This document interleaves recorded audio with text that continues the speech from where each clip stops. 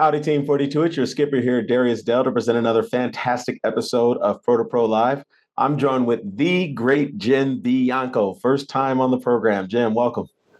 Pleasure. Looking forward to the conversation. It's awesome to have you, brother, for a variety of reasons. I was actually having a conversation with Jim Carson earlier today in one of these programs, and I'll give you the same exact compliment that I'll give him, which is you are in the very short list of people that I make time to review on a consistent basis. It's not to be pejorative against anyone else, but obviously time is a factor. We have a lot of other things we got to do. I got a 6-month-old son that I like to play with after work. And so there are people out there who are so good at their dang jobs, and you're certainly one of them, that their signal to word spoken ratio or their signal per minute of content ratio is off the charts, man. You're a phenomenal educator. I'm so grateful to have you on the program. I'm sure our audience will very much appreciate this. Thank you. I appreciate the kind compliment. Yeah, of course, my friend. So for people who've been sleeping under the world's most comfortable rock, can you give us a little background about yourself before we hop in? Yeah, so I am the founder and chief cook and head bottle washer at Bianco Research, L.L.C. Founded the firm in 1998. So it's their 28th year in existence. Before that, I was the director of research for a small firm called Arbor Research and Trading, which is a small institutional independent brokerage firm in Chicago, in the Chicago area, from 1990 to 1998.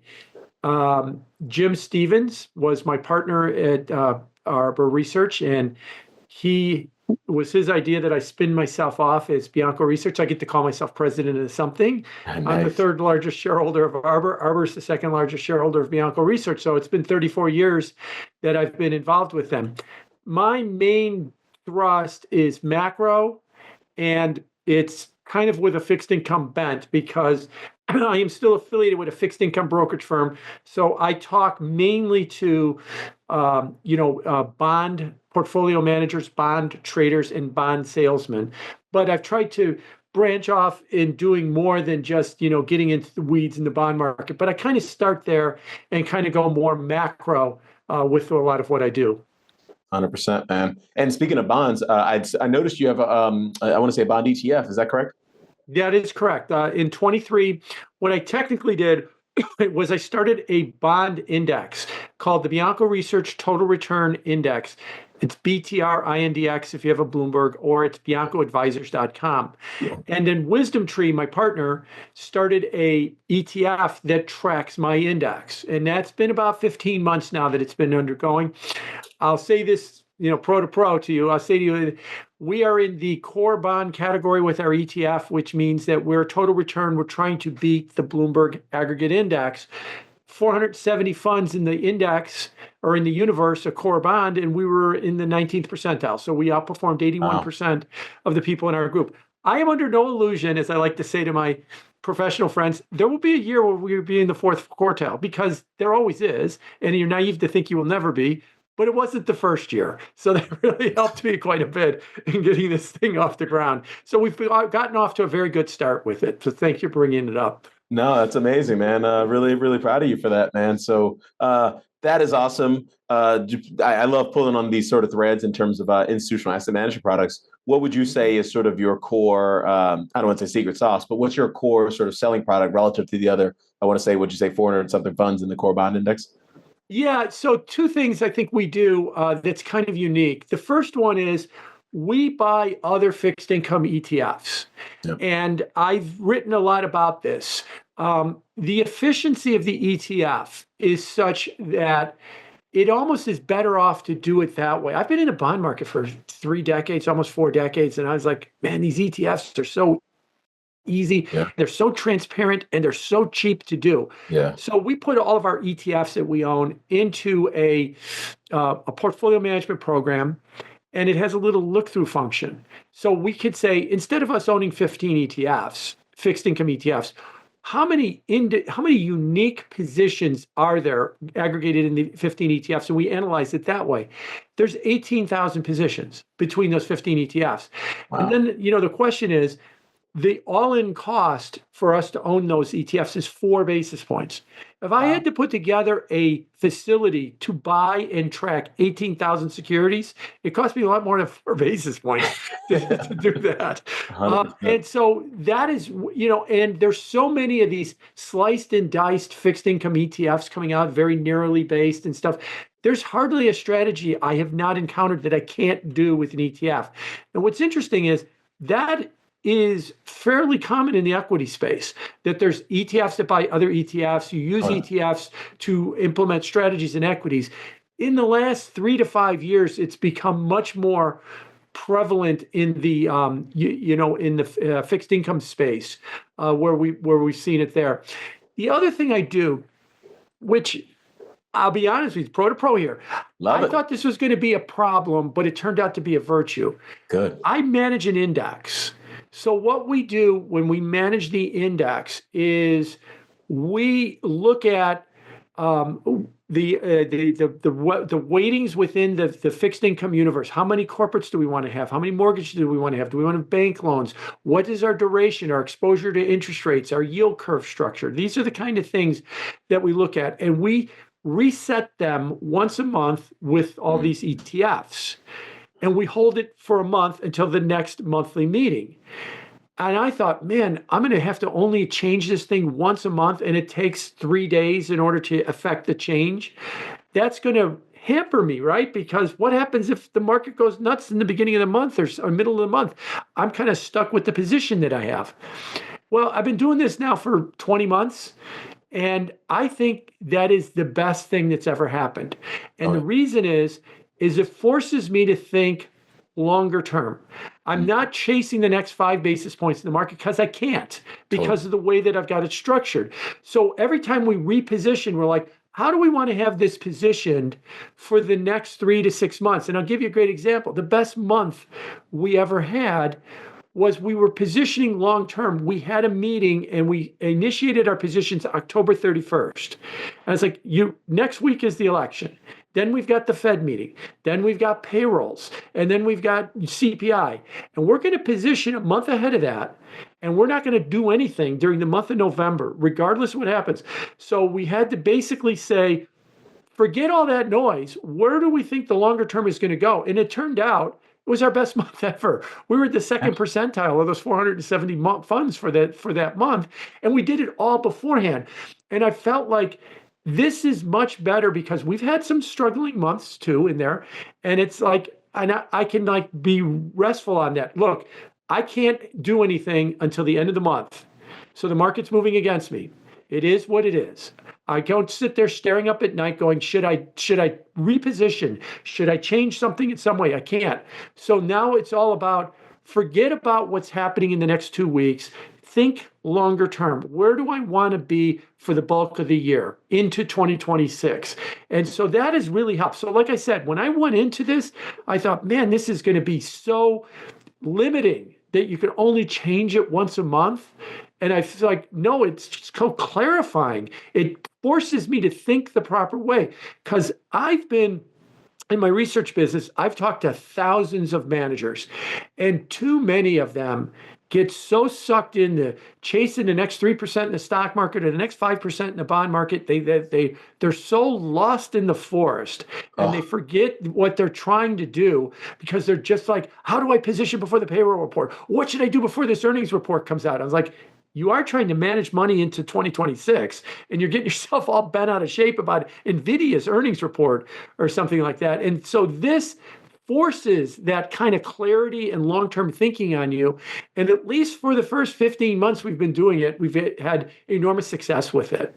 I have no doubt in my mind that enormous success is going to continue, because it sounds like you've institutionalized a process that puts guardrails around many of the common behavioral heuristics that sort of keep most investors from achieving their strategic investment objectives. In fact, I'm actually reading that from a chart. Colin, if you put this on, we featured these 2 slides in every single piece of our research, because what we want to do, in addition to helping our clients make money in asset markets and save money in asset markets heading into drawdowns, is we want to help them become better investors. And sort of there's 3 things that popped into my head as you were explaining that process, 3 of these heuristics that popped into my head. Number 1, the action bias. We all overtrade too much. So forcing that institutionalized process of, your investment committee meeting only being monthly sort of reduces your ability to sort of overtrade your portfolio.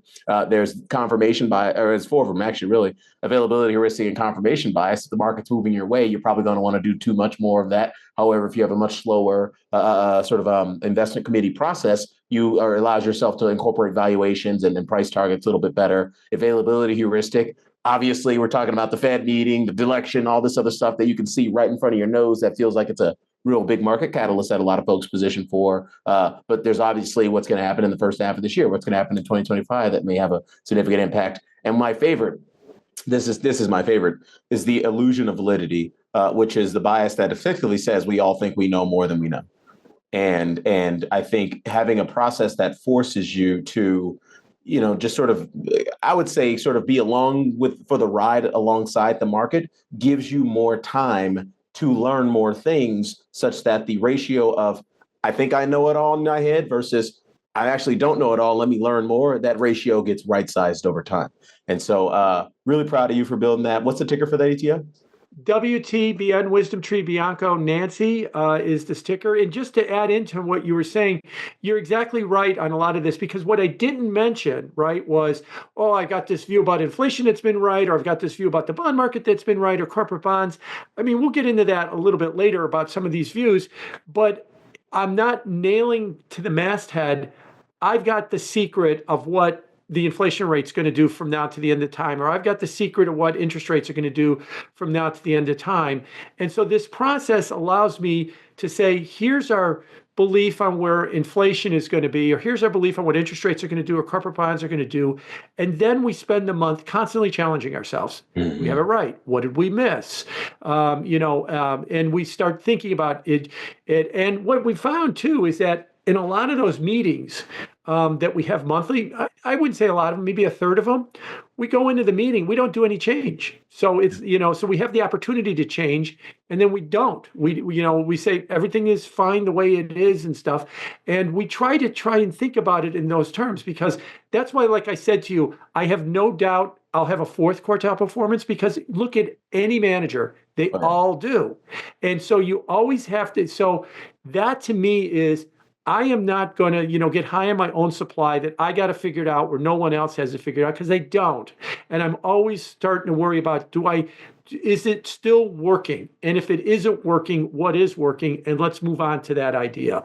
100%, man. Well, congratulations on that wonderful performance and that process that you've built. I wish you guys a lot of continued success with that. And I think you're going to have a continued success with that, because you are, in my opinion, one of the world's best experts on a lot of the topics we're going to pivot to and cover today. So you talked about your views with respect to, let's pivot to the bond market first, since we're sort of on that topic. I credit you with being one of the earliest adopters, if not, certainly amongst the talking head community, of the higher for longer narrative, and not just importantly early adopters, but really having a credible fundamental framework that argued very cogently and coherently why we were higher for longer, not just that we were higher for longer as a function of the current cyclical dynamics in the economy. I think you understand the change in many of the structural dynamics in the economy better than most. So can we talk? Let's sort of unpack that and then pull on that thread a bit. Where are we in this higher for longer thesis? Is it going to be the linear straight line? Probably not. But generally speaking, what's your take on where we are in respect to the bond market, let's say for 2025? Yeah. So two things. I'll start with bigger picture. Whenever you have a recession or a financial crisis, this is a shock to the system. Yeah. We had both in 2020 with the shutdown and the recession and the big fall in the markets and the extraordinary action by the Fed. Yeah. Coming out of an episode like that, 2008 before that, 9/11 before that, the economy changes. The financial markets change. And I want to be careful with this word change. Change is not dystopian. I didn't say they get worse. Yep. They change. They're different. And so coming into 2020, we were in a long period of a 40-year bull market in bonds that started in 1981. We were in a period of very low interest rates, very low inflation that was helping to keep bonds keep going lower and lower and lower. The shock of 2020, I've said, I think that ended that cycle. And so I started off with point one. Just like '08 ended a cycle, the financial crisis of '08, we went into the period of quantitative easing right after that when we never had that before. I said I thought that this was going to end that period of low inflation that allowed quantitative easing, and that we were going to see a series of imbalances as we come out of the economy or come out of the lockdowns, and we largely have. The biggest argument I would give you on the change, when I said it's change is not worse, is remote work. About a third of the population right now works remotely. That means remotely is defined as some period of time, 1 to 4 days a week, where you get paid to do your job off of a central location, either an office, a site, a hospital, or something like that. Work from home would be if you did it 5 days a week at home. So remote work has fundamentally changed the labor market. It's fundamentally changed the way that we live our lives. There's an imbalance that we saw. We all understand coming out of this, the first imbalance we saw was the supply chain squeeze, which drove inflation up to 9%, and that's come down. But what we're seeing now is we're settling out, I believe, at a higher level of inflation, somewhere around 3 to 4%, not under 2. Why does that matter? Because that means that the fair value numbers in the bond market mean the Fed might be coming to the realization that the neutral funds rate might be closer to the high 3s or 4%, not 3 or 2%. That means that the neutral rate for the 2-year yield might be around 4.5%. That means the 10-year yield might be in the low 5s. It's about 4.55 right now as we're talking.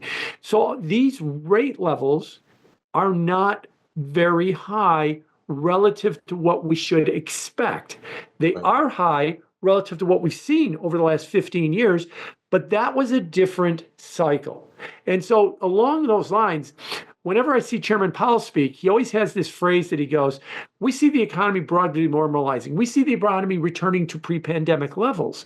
And I always kind of yell at the TV when I listen to him. I go, that's the old cycle. This is a new cycle. It's different. We're not going back to that old cycle. And again, don't mistake different for dystopian or worse.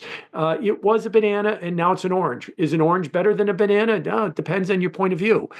Is remote work better or worse? It depends on if you're the boss or if you're the employee, I guess, as to how you view it. And so I started with that, and that stickier level of inflation is where it's going to go. The second thing I pointed out was simple bond math early on, which is why I was very bearish on bonds. If I was right about this inflation level and rates were going to go up, the math of getting interest rates off of 0 to 5%, which is essentially where the Bloomberg U.S. aggregate index is, it's about 5% yield, was going to be enormously painful. It was going to be big declines in prices to get the yields up. And as a matter of fact, there's a professor at Santa Clara University named Ed McQuarrie, and he has bond indices going back 200 plus years. Wow. And what we've seen over the last 3 or 4 years has been one of the worst periods for the bond market in well over 100 years. It is because we had to go from 0 to 5. The other thing I've been recently counseling about is be careful of momentum thinking. There's so much momentum thinking in these markets, right? What's the stock market going to do this year? It's going to go up 20%. Why? Because it's gone up 20% the last couple of years. What about bonds? Bonds are the most uninvestable asset class that have ever existed. Why? Because the last 3 years have been a disaster. And as far as the bond market, I said, yes, they have been, because we had to get 0, we had to get off of 0, and we had to get to 5. But now that we're at 5, the odds or the probabilities that you're going to see continued disaster in the bond market is going to be very low. To give you one quick math experiment, I said from 0 to 5, according to Ed McQuarrie's data, over the last 3 years, if you held long-term bonds of 10 years or longer, you've lost 19% of your money, worse than 100 years. What would it take now that we're at 5% yields to lose 19% again over the next 3 years? We'd have to go to 16% on yields. Oh, wow. And we're not going to 16%. Or as I once joked to somebody, I said, if we did go up to 16%, your 20% loss in bonds would be your best investment because everything else would be pummeled to death at that point. The point is the bond math says to you that all of that pain should be behind us. The duration of bonds or the sensitivity to interest rates has come down a lot. So that when interest rates move, the prices don't move as much. And now there's a 5% coupon throwing you off income as opposed to 0.1% like we had 3 years ago. So the structure of the market has changed. And again, so many people are so momentum driven, right? They think, well, the stock market goes up 20% every year because it has. Bitcoin's going to double again because it has. They think gold is going to have another 25% year because it did. And I was like, that's not necessarily a good way to look at it. My favorite meme I've been using on this is from the movie Top Gun, of the original Top Gun, where when he's there and he said, Maverick, that is some of the best flying I've ever seen, right up until the moment you were killed. Yeah. Momentum investing is great. You are a hero and you do great with momentum investing until that plane hits the canyon wall and you are done. Then at that point, that's what you got to be careful of when you're a momentum investor. And that's what a lot of people are starting to tell me. No, we're giving another 20% year in the stock market and we're giving 25% year in the gold market. And, and so far for most of January, see, I told you we're on our way to another 20% year. Yeah, but at some point that canyon wall is going to come up on you if you're not careful and you're going to have a real problem. 100%, man. Masterclass, man. So a few things I'll say on the momentum, 100% agree. If you're a momentum investor and don't have signals to tell you to stop doing whatever it is that you previously were doing, you're not investing with momentum properly. I'll just say, I'll Google me if you need more color on that. We don't have time to unpack why I believe that. The other joke about momentum investors is right on the trends and wrong on the ends is what they are. But the problem is those wrong on the ends parts can be really painful if you're not careful. 100%. Even though you get that middle part, you think you're a genius in that middle part. That's 100%. What you got to be really careful about. 100%. Our clients know this full well. This is stuff that we've had very, high level institutional conversations with them in our research and in our community chat about how to elongate the right on the trend part and to shorten the wrong on the end part. Right. That's right. We spend a lot of our research in terms of our research and development in designing systems that, shrink the wrong on the ends relative to the right on the trends part. So I think we've done a pretty good job at that. But as always, we're optimizing and updating our models as we do more research to optimize these things. You said a couple of things that I want to unpack. One on the sort of terminal level of the bond, and then two with respect to the structural changes in the economy. Let's start with two because I'm already on the slide. Right. This chart, Colin, if you throw the slide up, this is our secular inflation model. We introduced this back in January of 2022 with the idea, very similar to the idea that you had, in the sense that I don't know if we're going back to the old economy. Certainly, when you look at and analyze as many time series as we do and you do over at Bianco Research and your friends over at Arbor as well, excellent data scientists over there as well. When you analyze as many time series as we do, you can see just visually that we are at different levels relative to the prior regime, relative to the post-crisis, post-GFC crisis era.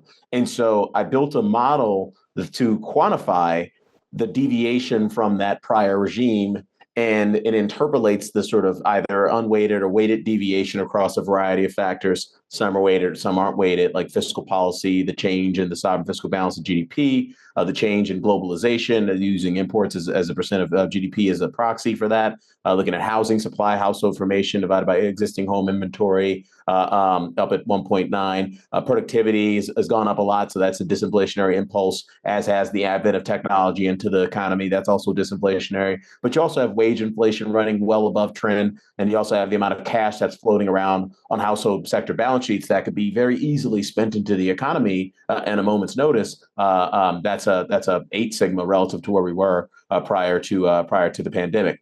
And so our math on this, whether you look at it on a raw and weighted basis, says the underlying trend, the equilibrium level of core PC inflation, so the horizontal line in this stylized diagram, is somewhere around 2.9 to 3%.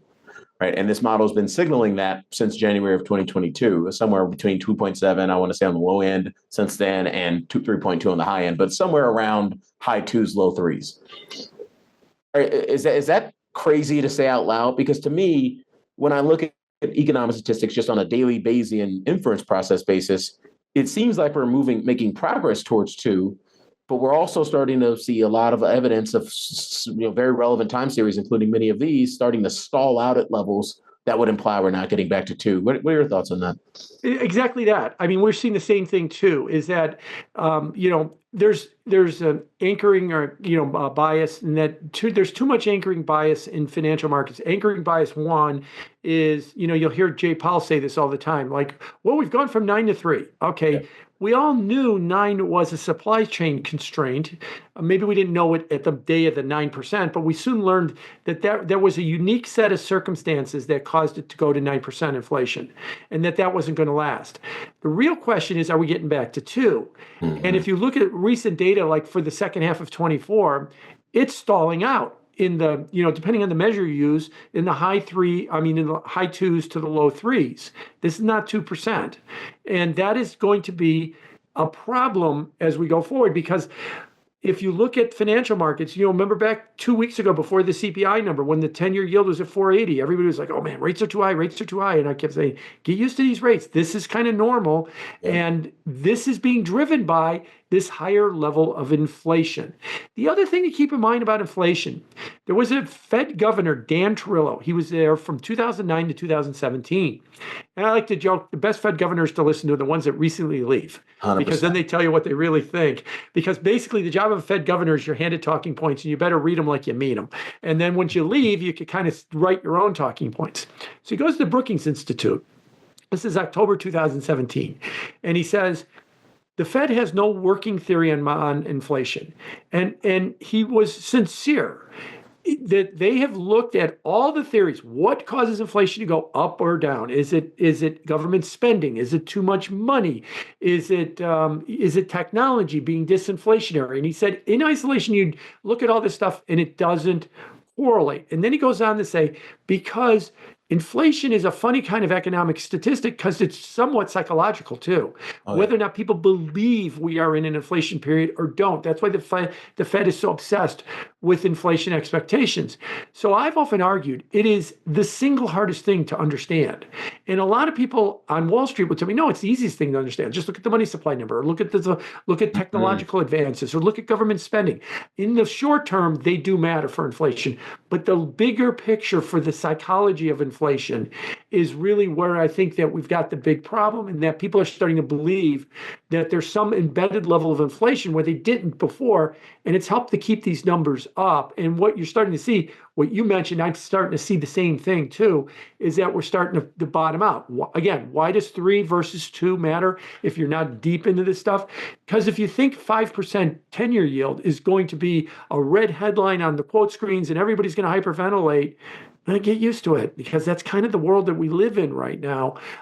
We're not necessarily returning to a 2% inflation world. Or to restate it, the reason we would return to 2% inflation is because we're having a recession and we've killed demand. And you might not like the reason that we got back to 2% inflation. But short of that, I think we're in a new higher rate environment. The 40-year bull market in bonds is over. The worst part of the bear market is done because we had to get from 0 to 5. Now there's a coupon, and now we're going to start in on the second phase. 100%. Oh, I couldn't agree more, man. And you made a great point with respect to the pain might be over in the bond market, but that this process really hasn't necessarily concluded. When we do the math on trying to back into what is a fair value for, let's say, the 10-year Treasury yield, we sort of look at it through 2 different approaches. One, the sort of deviation from the long run mean of term premia, and just sort of adding that back, to the bond yield. Colin, if you throw slide 101 up here. This chart just shows 10-year Treasury term premium, which is the excess yield you get as an investor for rolling over short-term paper instead of taking a liquidity risk in the bond market. And when you subtract that deviation from the long-run mean of around 150 basis points, we're talking about 5.5% on a nominal 10-year.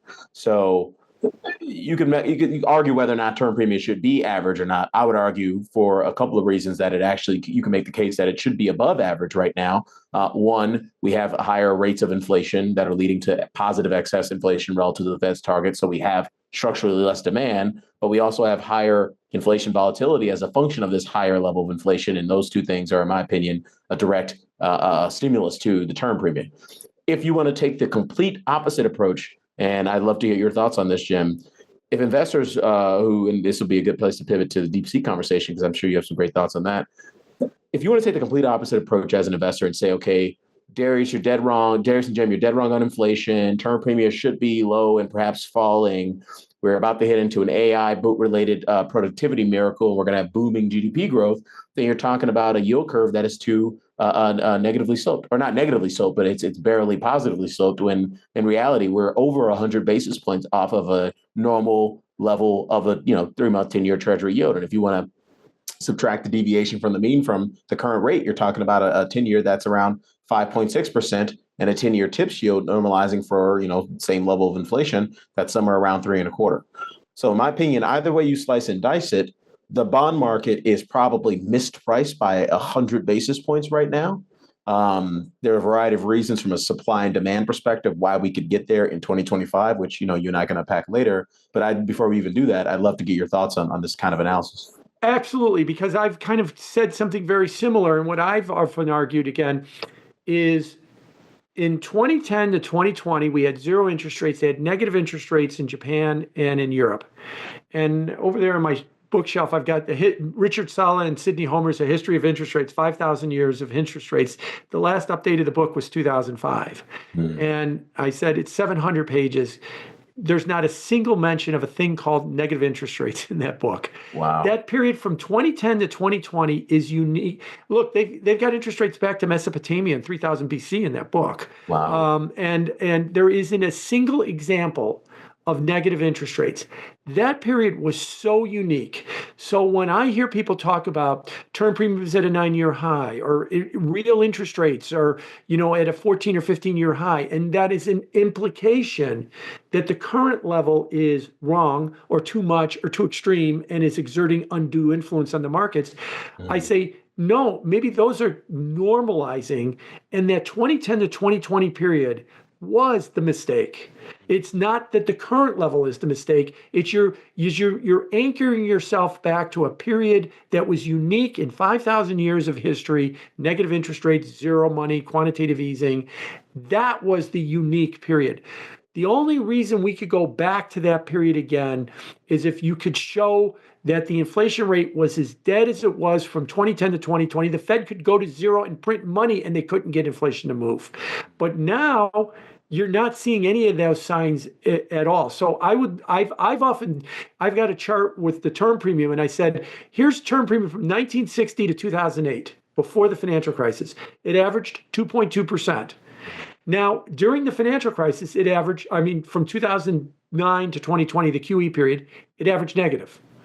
Now it's at like 80 basis points, the 10-year term premium by the ACH model. And I said, maybe that 2.2% is where we're headed back to. And by the way, that was the 1970s to 2008. We had bull markets. We had expanding economies. We had relatively rises of living standards with a 2.2%, term premium. But today, everybody thinks that if the term premium went back to 2.2%, that the entire economy would collapse in and on itself.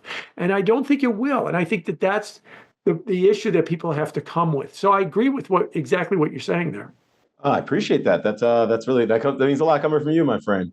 I have a view. It's not a particularly high conviction view, but it's certainly a view that is gaining in conviction as I do more research. And one of the things that we've kind of identified that are major risks this year, in my opinion, there's sort of 5-fold hawkish risks that we see potentially materializing sometime in and around mid-year. I'll start with the first risk being the advent of potentially significant tariffs. And I don't care about the economic impact in terms of potential stagflation. What I care about is the impact that it's likely to have in the currency market. Historically, you've seen countries offset tariffs to a significant degree by depreciating their own currency. So you're talking about a potential significant move higher in the dollar from here that would drain liquidity and balance sheet capacity to absorb all these bonds, by the way. Number two, you have a potential hawkish shift in Treasury net financing policy. We have incoming Treasury Secretary coming in, Scott Bessent, who you and I both know for a long period of time. Awesome dude. I think he's going to do a great job for our country. But one of the things that I disagree with Scott on is he's been very critical of Janet Yellen's preference for bill financing. And so it's probably likely that we see a shift towards coupon issuance at the margins relative to bill issuance, which would potentially create an even further upward lift in term premium if it hasn't already started already in terms of front running.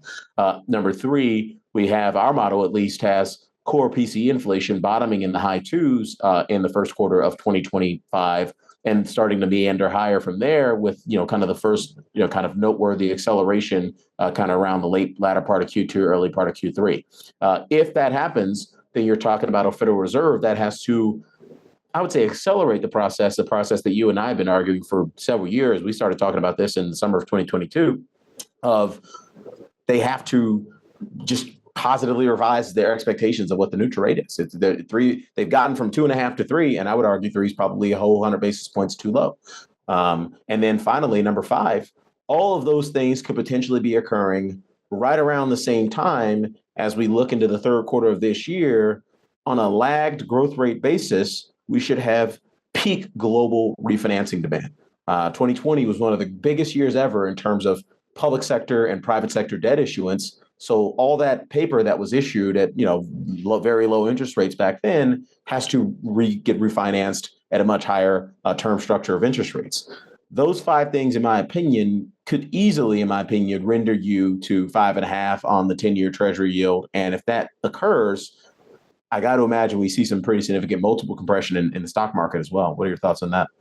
Yeah, I agree with a lot of what you just said in some of those as you went through those. As far, what was number 1 and 2 again? Just real quick. Number 1 was tariffs creating a too strong of a dollar from a liquidity perspective. Right. So that is true. The big issue with tariffs. Now, turn it around as a question to you. What does Trump ultimately want with tariffs? Does he want? Because he kind of says 2 things at once, right? He says, "Look, Mr. Foreigner, you either build your factory in the United States and build your product here and hire Americans here, or I'm going to tariff the hell out of you." Okay, that sounds like a gambit. That sounds like right out of The Art of the Deal. He's using this as a club to get something else, a deal. Then he turns around and he pivots. He goes, "It's the most beautiful word in the dictionary. Maybe we could get rid of the income tax and just finance the government on tariffs." Well, now that sounds like he's not using it as a crutch or a club. He just wants the revenue from tariffs, and he doesn't care what you try to do to stop me. I just want the revenues. So where do you come down? Do you think it's a gambit that he wants a deal, or do you think he wants the revenue? Because he says both things at the same time. 100%. And I think as just before I answer the question, I think as investors, we have to get more comfortable with the discomfort, the cognitive dissonance associated with some of these competing parties that the sort of new Trump Republican Party are outlining. On one hand, there's supply side economics, Ronald Reagan 2.0. And on the other hand, this is, Jimmy Carter, Barack Obama, let's just expand the deficit in ways that, could potentially be inflationary. Right. The Committee for Responsible Fiscal, so answering the question specifically, I've landed on this just based on our research of fiscal dynamics, that the tariffs will have to be used as part of the reconciliation process as revenue offsets to extend and expand the Trump tax cuts. We can argue over the accuracy of these projections, and their projections, so we know they're going to be inaccurate because they're about the future. However, I got to imagine they're somewhere in the general ballpark, given the breadth and depth of knowledge on the Committee for Responsible Federal Budget. You have 2 former budget congressional budget heads on the committee, one Democrat, one Republican. I can't imagine there's too many agencies that know more about this stuff than they do. And they believe that, extending and expanding the Trump tax cuts is about $5 trillion of additional debt relative to current baseline. Well, the issue with using the reconciliation process, and again, we can argue over $5 trillion. If you dynamic score it, maybe it's only $2 trillion. Of course, they're going to dynamic score it. They've been dynamic scoring inaccurately for decades. That's neither here nor there. But even if you say it's somewhere between, let's call it $1.5 to $4.5 trillion of additional deficits accumulated over a 10-year time horizon, you can't do that. The Byrd rule is going to slap you on the wrist and say you need to bring revenue offsets and expenditure reduction offsets to take care of that. And so in our belief, we think that tariffs will be used as a source of revenue offsets to extend and expand the Trump tax cuts in the Senate reconciliation process. We also believe that based on our analysis of all the drivers of the federal budget deficit, it's our belief that Doge is likely to be highly unsuccessful at its mission of achieving significant deficit reduction. Let me be very clear about that statement. I think Doge will achieve significant expenditure reduction. However, they're not going to achieve significant deficit reduction. And there's two reasons. One, we are taking an axe to revenues relative to current law baseline, which has the individual income tax provisions of the Trump Tax Cuts and Jobs Act expiring on December 31st. So just extending and expanding them, obviously expanding would increase the deficit as well, but just extending them relative to current law baseline, you're going to have less revenues than are currently projected by the CBO and other scoring agencies. So that's number one, why Doge is unlikely to achieve significant deficit reduction. They will cut spending, perhaps on the upwards of orders of $500 to $1 trillion per annum. I think that based on our analysis, we think they can get to that level.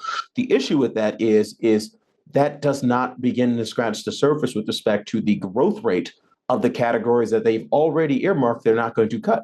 You and I both know Luke Groman, awesome guy, really smart guy, fellow Midwest guy. He and I did a conversation back in December around some of these dynamics, particularly as it relates to Doge. Definitely check that out if you haven't seen that. He's got this true interest expense metric where he adds up Medicare, national defense, net interest, and Social Security. And that is about $4.2 trillion on a calendar year 2024 basis, data through December, 61% of the federal budget, 14% of nominal GDP. It's grown 11%, 17%, and 10% over the last 3 years for a compound annual growth rate of 13%. These are the categories that we know will continue to increase. Medicare is going up because we have more old people as a share of the economy and as a share of the working age population, as is Social Security. We know national defense has gone up. They've already outlined various avenues of where national defense is going up, including rebuilding Star Wars, the missile intercepting system. And then we know net interest is going to be about $100 to $150 billion higher just from rolling over outstanding paper into the higher interest rate regime. So that compound annual growth rate of plus 13%, in our opinion, is probably going to stay north of 10%. 61% of the federal budget will continue to compound year after year at about 10%. So you have to find expenditure reduction offsets just to offset that growth. And on top of the reduction in revenues relative to current law baseline, it may not be an outright reduction in revenues, but it's relative to current law baseline. And so in our opinion, going back to this, this question, I think tariffs are going to have to be a necessary solution as it relates to their, quote unquote, ushering in this golden age of U.S. reform and industrial policy. They're going to have to find ways to do that. And if they do, they're coming, in my opinion. They're coming in size. Yeah, no, I agree with a lot of that. The other thing I would just add with just kind of kind of an idea about with Doge, this is not new. I'm old enough to remember the J. Peter Grace Commission in the 1980s to reduce the deficit, or Al Gore in the 1990s famously going on the Tonight Show, smashing ashtrays and talking about, some of the stupid regulations that we've had. When Elon says, we want to cut $2 trillion of spending, I always joked, oh, man, you and I could get together in a weekend and we could go through the budget and we could find $2 trillion to cut. Totally. And basically the definition is, it's a $7 trillion revenue line. Yeah. Take it down to 5, but deliver the same services with 5 versus 7. Yes, but now that I've said cut this, and it won't impact anything, try and get it through Congress. I'm also old enough to remember when we had, after the peace dividend came when the Soviet Union fell, that we had to have these base commissions to close the bases, and it was impossible. Do we need this base? No, we don't need this base. So why don't we close it? Because it's a gravy train for the congressman in that district. And he gets together with all his other friends and says, I won't vote to close your things you want. You don't vote to close things that I want. And even though it's obvious what we should do, it seems to be impossible to actually implement that. And that's on the discretionary side. As you correctly pointed out, on the non-discretionary side, if it's going to grow at 10 to 14% a year, I get the argument that, he's going to do, but Elon can't pass the bills. He can only say, cut this and cut that, but he can't make it, he can't turn it into law. And these congressmen have to think about their own political future. And that's where it becomes very sticky.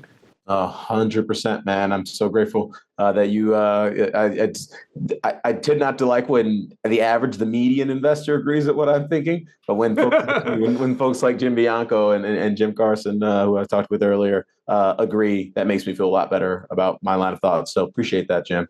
Sure. Can we pivot before we wrap Yeah. up? I want to get your thoughts on this DeepSeek development, because to me, came out of nowhere, huge market catalyst. How big do you think it is? It is potentially big as a financial event, but not necessarily as an economic event. And even the markets are signaling that. If you look at the way that the markets traded yesterday, I think we set a record yesterday that we had a down 1.5% day, but the advance or decliner line was positive on the S&P for the first time. That was the biggest decline we've ever seen with a positive AD line on the same day. Now, why is that? Because our markets are so concentrated into the Mag 7 being a third of the S&P. What DeepSeek did, and by the way, for everybody who's listening, I'm an expert on DeepSeek, excuse me, because I learned about it on Friday. So I've got a whole 3 days. The whole 3 days. Else. Yeah. But basically, I'll put it in very simple terms. Go way back to the inauguration last week. Who was sitting in the front row? All the tech titans. Oh, yeah. They were all of the gatekeepers for AI. Why were they the gatekeepers for AI? Because it's incredibly expensive. These H100 chips that NVIDIA sells are $40,000 each. You need 15, 20,000 of them to put together, $15,000 to $20,000 chips, 15 to 20,000 chips that cost 40,000 each. Wow. To put together in a data center to do a large language model. It could cost you upwards of $1 billion to do one of these models. On top of that, you have such a huge power requirement that Microsoft has cut a deal to restart part of 3 Mile Island to get this power for their data centers that they're going to put in Pennsylvania. Well, no wonder you've got these 4 or 5 guys up front, and they're saying these are the gatekeepers of AI. And AI, I am of agreement with a lot of people who say it can be as big as the internet, if not bigger. Yeah. Now comes DeepSeek. And what it basically said was, first of all, there was the export control in the H100 chips that NVIDIA puts out. That's their top-end chip. But they can get H800 chips, their older chip, because there wasn't an export control in that because they weren't considered as sophisticated as the H100s. They came in and they said, instead of 15,000 chips, we did it with 2,000 chips. Mm-hmm. And instead of spending hundreds of millions of dollars on training the model, that means just having the model go through lots of data, cost us $6 million to do it. And then you got guys like Mark Andreessen at A16Z calling it the Sputnik moment, and Sanjay Nadella at Microsoft complimenting them on what a breakthrough that this has been. Mm-hmm. And all of a sudden you go back to the inauguration and you go, okay, this first row of all of these tech guys at the inauguration, they're not just the only gatekeepers for AI. Now there can be hundreds and hundreds of them because they've lowered the cost and they could bring in a lot of other people that could enter this space. So the NVIDIAs of the world, the Microsofts of the world that you thought had this giant moat because they had the money and the processing that they could do these AIs, that moat might not be as big as you thought. So what does it mean for the S&P 493? Not a whole lot. What does it mean for the Russell 2000? Not a whole lot. But for 7 stocks that are 33% of the index, and you thought, you being the general you, thought it had this giant moat that they could have these big fat margins and they could just keep pumping out these H100 chips until the end of time, and everybody has to buy them because it's the only way you could put together these AI models.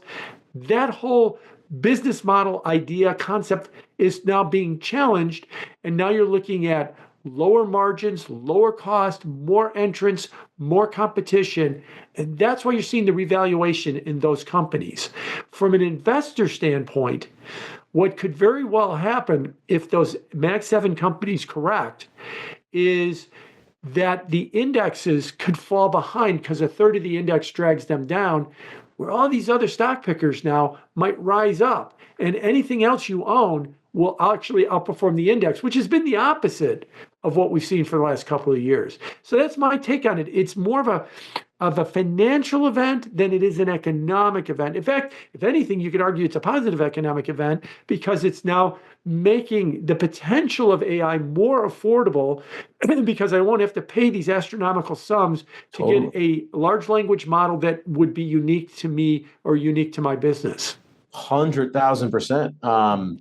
I it took me about 24 hours to kind of get to a lot of those same conclusions. But one thing I don't know if we depart. I had you beat by 2 days. You had me beat by a full 2 days, man. No, I got a client email on Saturday night about this, and I try not to work on the Sabbath, so I deliberately ignored it, even though I could see the screens, the futures, and I was like, I'm gonna have a long day Monday. Yeah. I'm gonna have a long day Monday.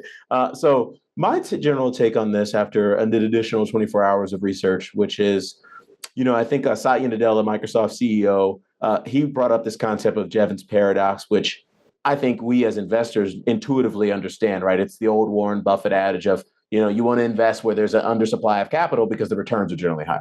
Well, the opposite of that is if there is an oversupply or if there is deflation, just doing the backwards calculus on this, it probably implies there's an oversupply of the actual good or the actual service or whatever. And so you sort of run run that back up the flagpole. You're talking about just way more AI, period. Way more enterprise use cases because it's a lot cheaper to run, way more consumer use cases. We're going to have a lot more powerful AI on each of one of these bad boys that's coming to you. And so my thought process is, if that's the case, then what I think one of the reasons the market punished the hyperscalers to a large degree on Monday is because they've already committed a lot of capital to developing this stuff. However, if the nominal level of capital doesn't change much, but the per unit, the productivity on each incremental dollar of capital, because they figured out, these much cheaper ways of development, this distillation process, et cetera, you could be talking about the acceleration and adoption of AI dramatically accelerating for the 493 companies. Because, right, if AI doesn't work for the 493 companies, then this whole thing is a disaster. Not just the Mag 7. If AI doesn't work for me and you, Jim, in our businesses, then they're wasting money to begin with. So obviously it has to eventually have a tremendous amount of enterprise and consumer use cases. And so in my opinion, I think what DeepSeek kind of did in a way, which is, one, on the scary side of things, wake us up to realize that we don't have the stranglehold on tech dominance because we have more money and more resources and export controls. So stop thinking that. But two, if you get as creative as them, on top of having all the resources, then you could actually build some really crazy, powerful things that accelerate real fast, right? Like I played football in high school and I didn't play football in college. Was a fringe NFL player, but that's neither there nor there. We had a saying on our T-shirts in high school my senior year, which is hard work beats talent when talent doesn't work hard. And I always thought, as being one of the better players, but when talent works hard, I'm going to kick your butt. Right. You know what I mean? Right. And so I'm thinking of in that sense that this actually might be a wake-up call for them to sort of repivot and reimagine what's possible. And it could really accelerate the adoption curve of AI. So who knows? That's just maybe wishful thinking, but we'll see. Yeah. And to give you one example, I was at an investment conference this past weekend. And one of the speakers there was a real estate guy who is in the business of building data centers. And his biggest fear, and he was talking about, this is really when I first became aware of it, he was talking about DeepSeek. And he said, this is potentially my worst nightmare. And he had these pictures of these gigantic data centers that they were building, and the power requirements are insane for these things. And he says, what if the technological breakthroughs are that this whole thing can be reduced to a shoebox that can be run off a 110 outlet?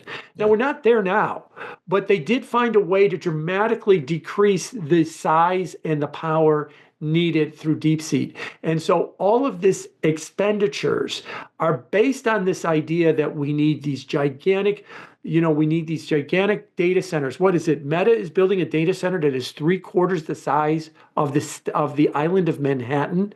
Wow. At some point. Do we need that? Do we need that? And so, yes, they've got $80 billion that they're going to spend a year, and you're going to build that. But the technology might say, no, it only needs to be 100,000 square feet. It doesn't need to be miles and miles and miles. And it doesn't need a nuclear power plant next to it to power the thing.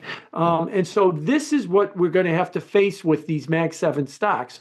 And again, that isn't an issue if you're trading at a 20 forward PE or if you're trading at an 18 forward PE. But when you're trading at 30, 40, 50 forward PEs and you're expecting massive growth rates with these companies, then it becomes an issue.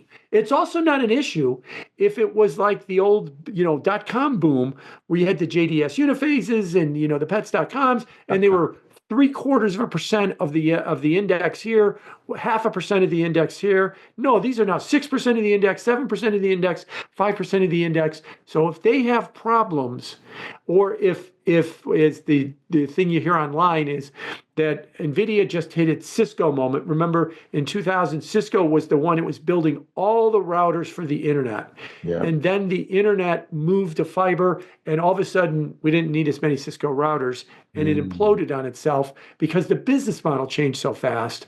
Yep. That is a problem because of the scale or the size, the concentration in the stock market. And that's why it impacts all of us, which is why I've liked to joke that if you ask me the three most important people, I used to say this before this weekend, if you ask me the three most important people for investors in 2025, in third place, I'd put Jay Powell. In second place, I'd put President Trump. And in first place, I'd put Jensen Huang, the CEO of NVIDIA. They are going to determine everybody's returns in that order. And right now, it seems like that's the way it's playing out.